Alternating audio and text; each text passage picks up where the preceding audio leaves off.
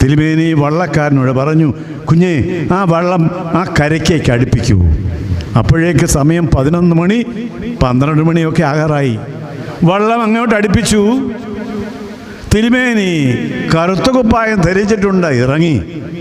ഒരു ചെറിയ കുടിലാണ് വീട്. വീടിൻ്റെ വാതിൽക്കൽ രാത്രി അതിൽ മുട്ടാൻ മടിച്ചു. എങ്കിലും തിരുമേനി സ്വന്തം മക്കളാണല്ലോ എന്ന് കരുതി വാതിൽക്കൽ മുട്ടി. ആ സമയത്ത് മുട്ടുന്ന ആരെന്ന് അറിയാതെ ഈ ഗൃഹനാഥൻ പ്രാർത്ഥന നിർത്തിയിട്ട് വാതിൽ തുറന്നു. അപ്പോഴാണ് കറുത്ത കുപ്പായം ധരിച്ച തിരുമേനിയെ കണ്ട് ഇയാൾ അന്താളിച്ചു പോയി. ഇയാൾ കാൽക്കൽ വീണു. തിരുമേനി, എന്താണ് ഈ പാതിരാത്രി? തിരുമേനി ഇയാളെ കെട്ടിപ്പിടിച്ചു. എന്നിട്ട് പറഞ്ഞു, മക്കളെ, നിന്നെ പോലെയുള്ളവരെയാണ് എൻ്റെ സഭയ്ക്ക് ആവശ്യം. നിന്നെ പോലെയുള്ളവരെയാണ് എൻ്റെ സഭയ്ക്ക് ആവശ്യം എന്ന് 3 പ്രാവശ്യം